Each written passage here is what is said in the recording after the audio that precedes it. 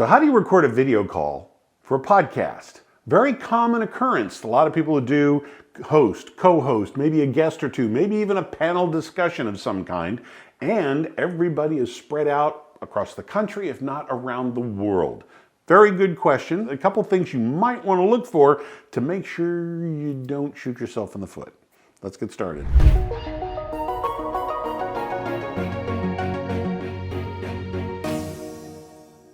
By the end of this video, I'm going to go over a couple techniques on how to get people recorded en masse in a group when they're spread out all around the country. We're going to talk about some meeting software, and we're going to talk about some podcasting software, depending on if you want to get involved with a specific podcast host. And then finally, there are going to be some settings and some things, some adjustments that'll be in the software or maybe in your post-production that you're going to want to pay attention to. So let's get started. I'm Nick Natarella with AdWise Creative. I've been editing audio, producing audio, and doing all kinds of stuff with audio and video for the last 25, almost 30 years now. And there has been a boom explosion for both video and podcasting for business owners like yourself, getting your business either on YouTube or on a podcast or reviving that long dead blog page. There's key things that you can do and bring those together with a 1, 2, 3 triple punch that are going to skyrocket your business. And podcast and interviewing people is one of them. So let's go over a couple things you can do.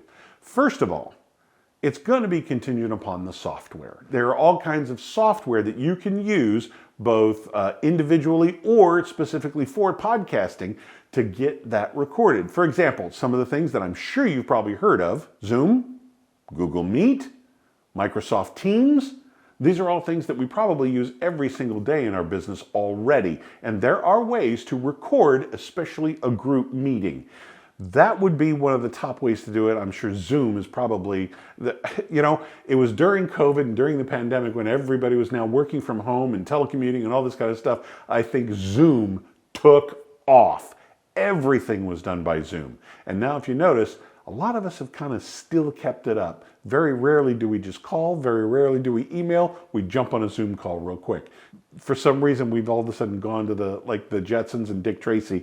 We now have video calls on our phones, on our wrist, on our computer, on our desktop, and it's like walking down the hallway now and talking to whoever you need to, even though that hallway may be from Washington, D.C. to L.A. Still, it happens every single day. I know I do it like 3 or 4 times a day myself. Some other ones that are podcast specific. And if you have a subscription at some of these podcast hosts, you've got it at your fingertips.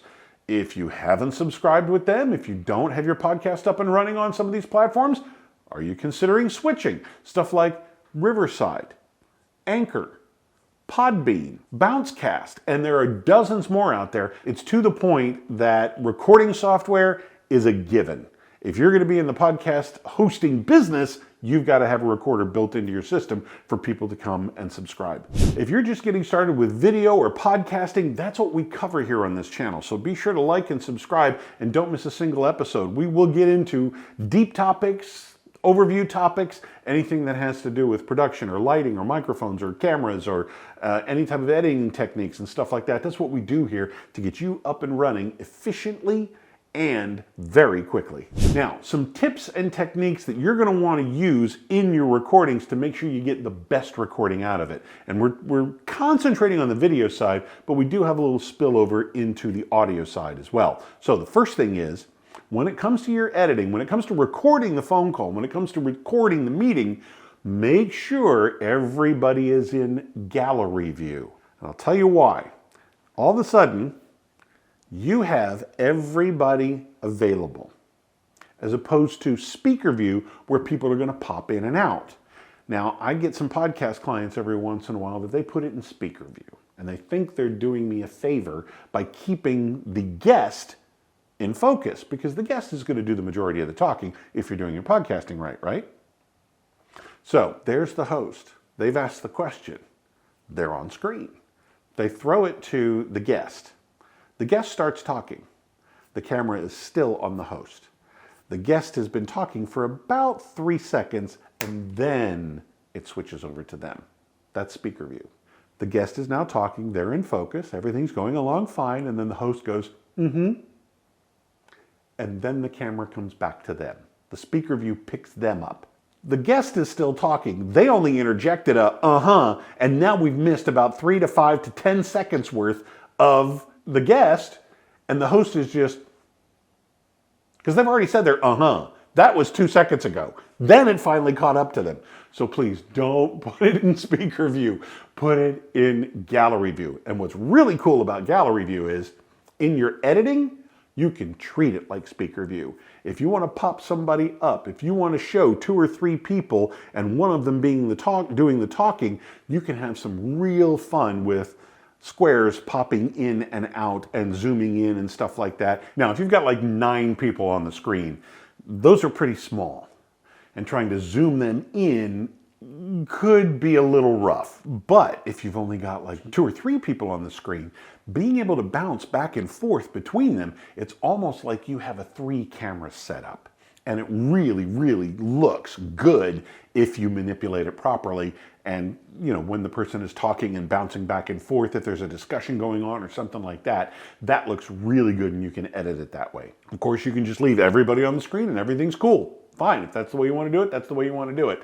But it does give you a little bit extra feel being able to bounce back and forth. Be sure that everybody who's going to be on camera has at least a 1080p HD camera, some type of high definition, 1080p or better. Everybody's got to be at least at that minimum level. Then, and specifically in Zoom, if you go into your video settings, there's this little guy in there called HD. Be sure to click that on. It is absolutely amazing what happens when I don't have that on. If I'm on a call and I'm using my HD camera and I don't have it on, it looks kind of grainy, a little out of focus, maybe a little fuzzy. As soon as I click that HD, it really sharpens it up. Be sure that everybody's got at least a 1080p camera, and if you're on Zoom, be sure to click that HD option. And the other most important thing, and I know a lot of the podcast-specific programs will already do this by default. Zoom and a couple of the others, you actually have to choose this option, and that is to record everybody on separate tracks of audio. Things are going to be different no matter where they are. The living room in New York versus sitting outside under the tree in San Francisco versus somebody who's like at work in their cubby hole, in their cubby at work in Dallas. Wherever they are, it's going to be a different audio experience. And being able to separate those on different tracks and therefore treat each track separately to clean them up, to get rid of that extra reverb or the wind noise or something like that. Being able to get that out of there on different tracks is going to be a lot more efficient, and it's going to sound better instead of a blanket, say, noise gate across the board. That's going to be kind of painful. It may affect some of the others. Not to mention, everybody's probably going to be recording at a different level, or they're going to be a different distance from the microphone. There are too many variables when it comes to audio, especially. To have them all lumped together can really be detrimental to the editing process. So be sure that everybody's got their own track of audio. Make sure that option has been clicked. Hopefully with that overview and a couple little setup techniques, it'll make your editing very, very easy. Your editing and your processing very easy. I do have a free gift for you. Click down below in the description. You'll see a link for free audio editing software guide. The guide is free, and all the software that's listed on the guide is free. All those softwares are free. None of them you have to pay for. Simply go, probably sign up for it, download it, and start using it this afternoon. So get your copy of the free audio editing software guide now. Click down below and get yours. I'm Nick Natarella with AdWise Creative. Thank you for watching.